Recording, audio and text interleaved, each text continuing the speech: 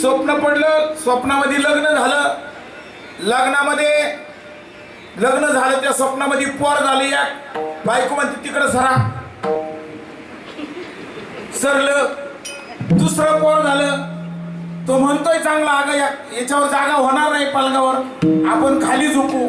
म्हणली बिलकुल नाही, खाली नाही, मला झोप येत. सरा तिकडं, सरलं, ते पडलं त्या चिऱ्यावरून खाली पडलं, कंबार मोडली, हात मोडला, एका हातावर असं पडलं, ते हात मोडला.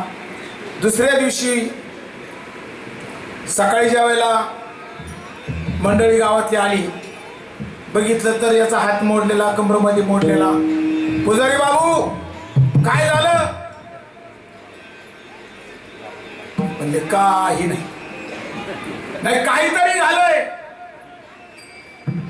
तर म्हणले एवढ्यांच्या समोर सांगता येणार नाही. एक जण गावातला मेन मोरपिया होता, तो मंदिराच्या खोलीमध्ये घेऊन गेला. म्हणले पुजारी बाबू काय झालं सांगा. म्हणले काही नाही, काल इथं लग्न झालं ना मंदिराच्या समोर, त्या लग्नाला मी हजर होते आणि ते सगळं बघितलं. आणि मला स्वप्न पडलं, माझं लग्न झालं, मला मुलं झाली. आणि मुलं झाली, बायको म्हणती सर तिकडं, खाली सरलो आणि त्या चेहऱ्यावरून खाली पडलो. काही झालं नाही. स्वप्न खरं होतं, बायको खरी होती, मुलं खरी होती, का त्याला झालेली जखम खरी होती?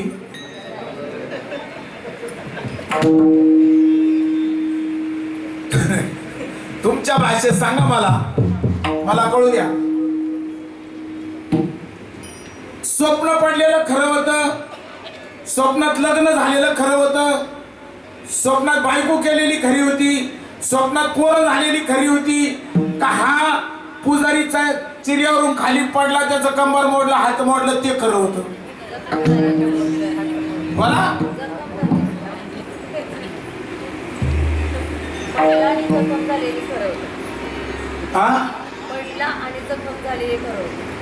पडला आणि लागलं ते खरं होतं.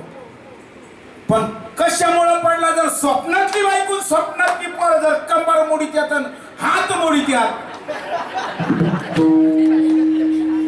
खरं सांगा माता वगैरे. आता बाई म्हातारी नाही म्हणून एवढा बोलू.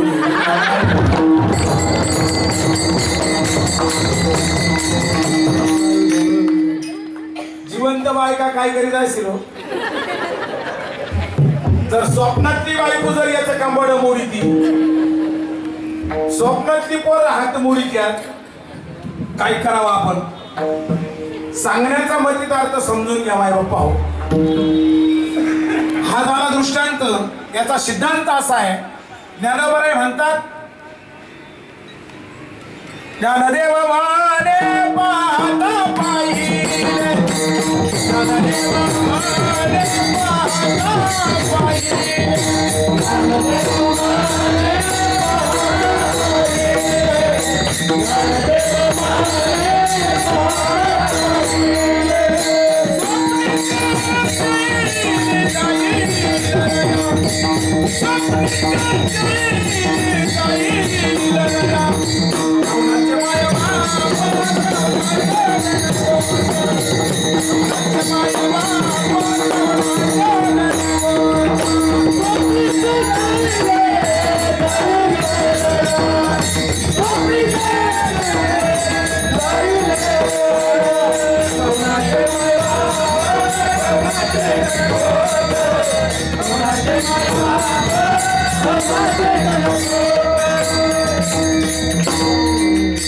आणि हा संसार असा आहे माय बाप्पा. मृग जळवत जाईल रया, मृगजळासारखा संसार आहे. तो संसार खोटा आहे, मृगजळ मिथ्या आहे, संसार सुद्धा मिथ्या आहे. आणि पुरावा नसेल तर मग सांगितलं ना महाराज, पुरावा, त्याला पुरावा सांगताय शास्त्र. नामदेव म्हणतात प्रपंच हा खोटा, शास्त्रीय निवडीला पाहिजे साक्षीला सद्गुरु. तो प्रपंच खोटा आहे माय बाप्पा. दोन्ही प्रकारचा प्रपंच जो करून राहिलेले तुम्ही आम्ही, तो दोन्ही प्रकारचा प्रपंच खोटा आहे. तुम्ही म्हणा दोन प्रपंच कुठले?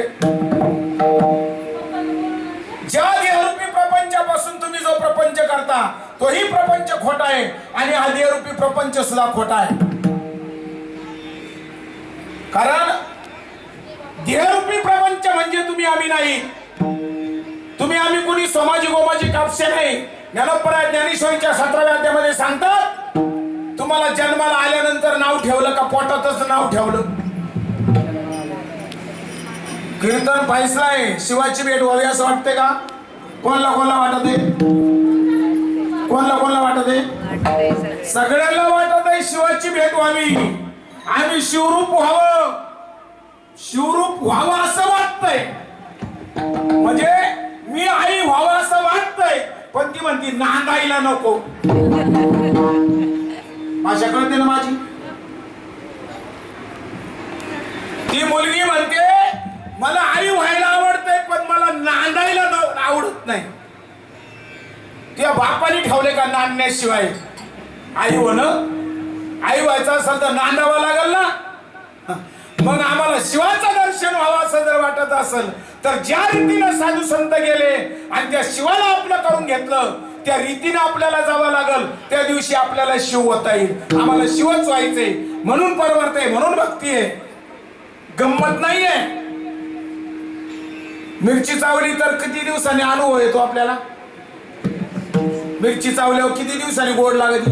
नाही, तिखट लागते. नाही बोला, किती दिवसांनी तिखट लागते? लगेच.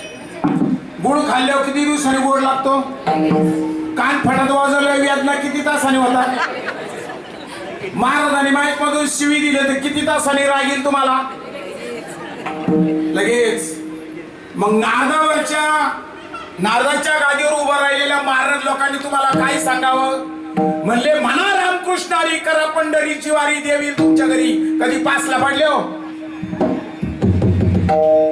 आपल्या हृदयामध्ये असणारा देव कुठं काळ्या पाण्याला गेला का? आणि जोपर्यंत हृदयातला देव कळत नाही तोपर्यंत तुम्ही किती जरा घाला तीर्थाला, ते काय होईल सांगू का तुम्हाला? बाबळीवरी मुंगळा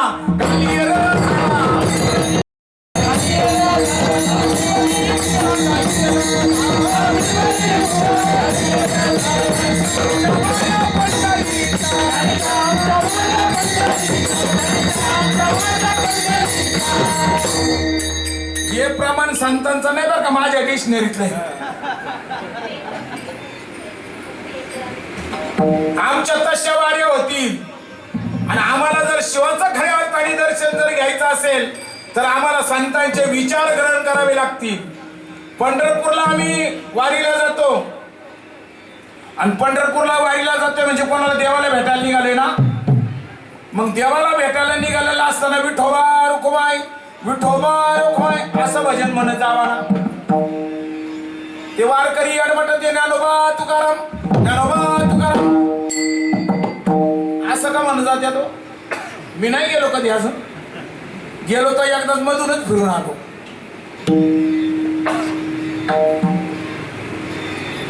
आम्हाला देवाला भेटायला जायचंय, मग संतांचं भजन करत निघाले तुम्ही. याला शास्त्राचा पुरावा आहे माई बाप्पा. देवाला भेटायला जात असताना संतांच्या भजनाशिवाय देव भेटत नाही. संताविन प्राप्ती नाही.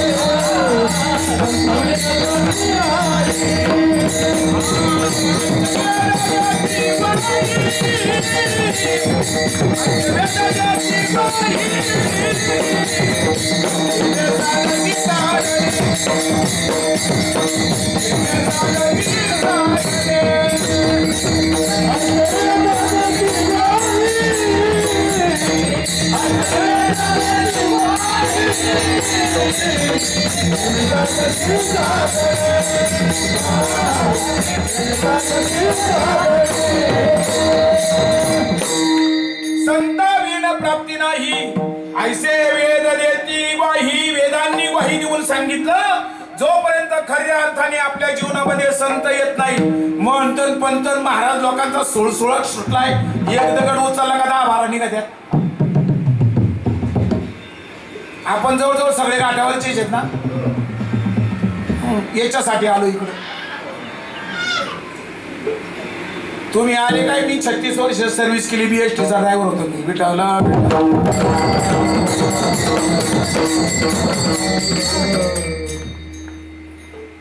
संतांशिवाय प्राप्ती नाही शिवाची. आणि आम्हाला जर शिवाचं खऱ्या अर्थाने जर दर्शन घ्यायचं असेल त्याची रीत संतांनी सांगितली. भागवतामध्ये नाथबाबा म्हणतात, स्वस्व स्वसाचा परिचारू, निमिष निमिषाचा व्यापारू, माझे निज सुख साचारू तवा घर बांधिले. इकडं ज्ञानेश्वरी मध्ये सांगतात, एक वेळ वैकुंठी नसे, एक वेळ भानुबिंबी नसे, परियोगियाच्या मानसी उमरडोनी जाय, परितयापासी पांडवा मी हरपलो विवसवा, जे तनाम घोष वरवा करती बाधा.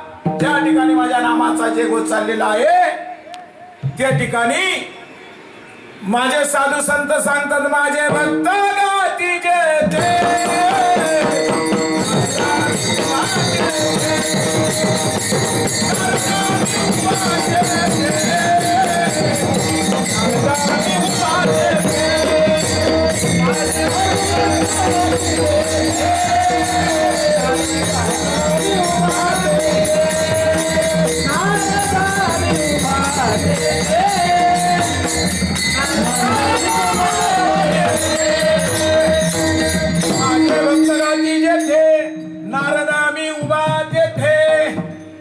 भक्ताचं चिंतन ज्या ठिकाणी चाललेलं आहे त्या ठिकाणी भगवंत म्हणतो मी तिथे उभा आहे.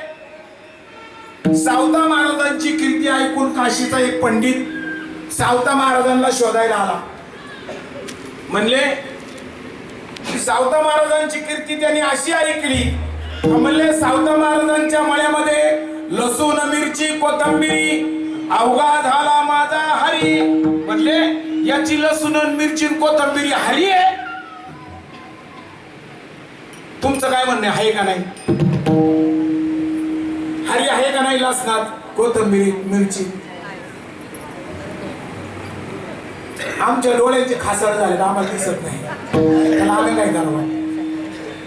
आम्हाला पाहण्याची दृष्टी संत देतात. चर्मचक्षुनी नाही दिसत देव. चर्मचक्षुनी पाहण्याचा देव ही वस्तूच नाही. तुमच्या नाकातून 21,600 वेळा देव आतमध्ये जातोय आणि बाहेर येतोय, पण आम्हाला दिसत नाही. पण जर म्हटलं का मग आहे का नाही देव? नास्तिक म्हणतो नाही, नास्तिक म्हणतो आहे. विठाला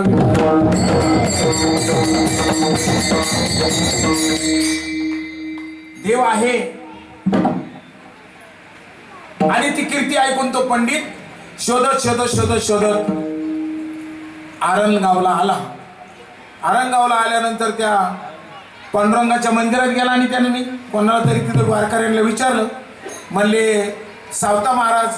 तर म्हणले असं मंदिराच्या पाठीमागं जावा, 3 नंबरचं घर सावता महाराजांचं. घरी गेले, बघितलं तर सावता महाराजांची अर्धांगिनी होती. तिला विचारलं तर म्हणे ते शेतामध्ये आहे. हा शेतामध्ये गेला तो ब्राह्मण काशीचा. शेतामध्ये गेल्यानंतर सावता महाराजांची मोठ चालू होती. आताच्या पिढीला मोठ सांगता येणार नाही, पण मी मोठा हाकल्याजवळ 7-8 वर्ष मोठ चालू होती सावता महाराजांची. आणि मोठ चालू असताना हा पंडित त्यांना काहीतरी विचारत होता. ते बैल पाठीमागं ओढत होते, पुन्हा परत मोठाला आर्या देत होते आणि पुन्हा परत मोठं हाकत होते.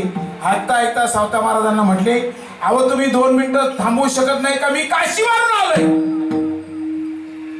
मग सावता महाराजांनी मोठी उभी केली. बोला म्हणे महाराज, काय म्हणणं आहे तुमचं? काय समस्या आहे? म्हणले तुमची कीर्ती ऐकून मी काशीवरून आलो. बरं म्हटले मग. म्हणले तुमची कीर्ती अशी ऐकलेली आहे का लसूण मिरची आणि कोथंबीर त्याच्यामध्ये सुद्धा तुम्हाला हरी दिसतो? म्हटले हो दिसतो. मला दिसेल का? तेवढ्यामध्ये सावता महाराजांच्या मुलीनं तिकडं दार देत होती. दार कळतं ना तुम्हाला? मग 12 कळते का? ना आपल्याकडे 12 म्हणतात आणि इकडं सातारा साईडला 12 म्हणतात. तिकडून त्या मुलीने आवाज दिला, म्हणे बाबा कोण आहे तुमच्या बरोबर वाद घालतात? तर म्हणे काही नाही बाळा, ते काशीवरून काका आले आणि ते असं असं विचारतात, म्हणले पाठवून द्या माझ्याकडं. ते काका त्या 7 वर्षाच्या मुलीकडे गेले. पाणी भरत असणारी सावता महाराजांची मुलगी त्या मुलीजवळ गेले आणि त्या मुलीला विचारू लागले. ती म्हणली, आहे ना काका हरी, तुम्ही फक्त एक कोथिंबीरीची एक काडी उपटा, माझा हरी सगळीकडे आहे, त्या कोथिंबीरीच्या काडीच्या मुळाशी माझा हरी आहे. कोथिंबीरीची काडी उपटायला गेले ते पंडित, ते घामाघूम झालं, त्याला ती काडीच उपटाना कोथिंबीरीची. त्या 7 वर्षाच्या चिमुरडीनं काडी उपटली, हाताला स्पर्श, त्या काडीला स्पर्श झाला आणि काडी उपटली. तसं भक्ताला त्या ठिकाणी देवाला प्रगट व्हावं लागलं. भक्ताला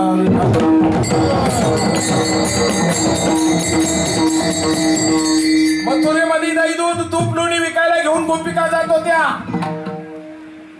आणि बाजारामध्ये बसली. आणि बाजारामध्ये बसल्या, विकायला बसल्यानंतर काय विकायला बसली होती? काय? देवाला मला सांगावं लागेल, माझं काम क्लिअर करून. दही दूध तूप लोणी विकायला बसली होती आणि म्हणत काय होती ती? गोविंद घ्या कोणी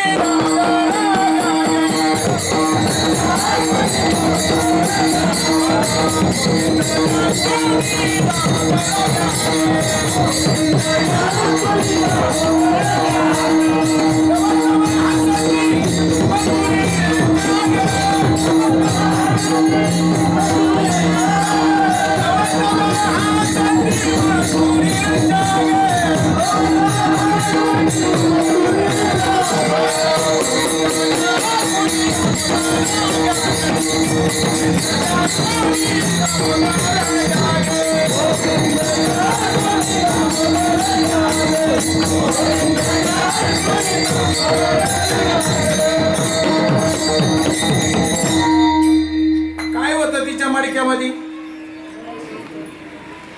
आता आपल्या मडक्यात काय काय असेल ते मला सांगायचं. त्यांच्या घरातल्या नाही, आपल्या मडक्यात म्हणलं मी.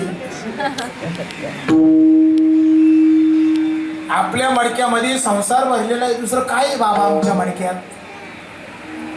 आणि जिथं संसार भरलेला आहे तिथं देव वास्तव्याला येत नाही. ज्या मडक्यात, ज्या घरामध्ये पहिला भाडोत्री आहे तिथं दुसरा भाडोत्री गेला तरी त्याला प्रवेश नाही. पहिला भाडोत्री बाहेर काढावं लागेल. म्हणजे पहिले ज्यांनी वास्तव्य केलेलं आहे ना त्याला बाहेर काढावं लागेल ना. ती एक तर बाहेरच निघाला. मालक कंटाळला. तेवढ्यामध्ये एक महाराज भेटले त्यांना. यूज द ब्रेन, डोकं वापरा. परमार्थ सोपा आहे, पोट भरणं अवघड आहे. त्या बाबाला सांगू लागला तो मालक समस्या. म्हणे याला बाहेर काढतोय पण हा बाहेर निघत नाही. म्हणले तुम्ही मला फक्त 8 दिवस द्या, तुम्हाला त्याला म्हणावाच लागणार नाही तू बाहेर निघ माझ्या घरातून म्हणून. त्या महाराजांनी 2-4 वारकरी बोलवले, सप्ताह चालू केला घराच्या समोर. सप्ताह चालू केल्यानंतर त्या टाळाने त्या मृतकाने नास्तिक होत. यांनी 3ऱ्या दिवशी सगळं चपळ आवरलं. 5व्या दिवशी तर काला केला महाराजांनी, घर रिकामं झालं. आम्हाला जर काला करायचा असेल तर घर रिकामं करावं लागल. तिच्या डेऱ्यामध्ये काय होतं? दही दूध होतं. आणि ती काय म्हणत होती लोकांना? आम्ही याच्यावर कधी विचार केला नाही, फक्त काल्याची कीर्तन ऐकतो, महाराजांची प्रसाद लाई खातो आणि ते मडक्याचा तुकडा घरी घेऊन जातो. पण आमच्या मडक्याला कधी आम्ही ताण दिला? म्हणले ते धान्य टाकलं का धान्य वाढत. असं आहे काय? अरे खोड्या समजू ते काढून टाका ना डोक्यातल्या. मडक्याने कुठं धान्य? मडक्याने जर धान्य वाढत असेल तर पेरूच नका ना धान्य, आपोआप वाढेल त्याच्यात. फक्त त्या काल्याच्या मडक्याचे तुकडे नेऊन टाकायचे. बरं ना ते तुमचं ते टप्पा असते, काय म्हणतात त्याला? तुम्ही धान्य साठवते त्याला काय म्हणतात? हा ड्रम किंवा त्या पेट्या असतात अशा. मग त्याच्यामध्ये 5-10 किलो गहू टाकायचे आणि मडक्याचा तुकडा घेऊन जायचा दही अंडीच्या टाकायचा त्याच्यात. दुसऱ्या दिवशी बघायचं भरलेलं असं आहे ना.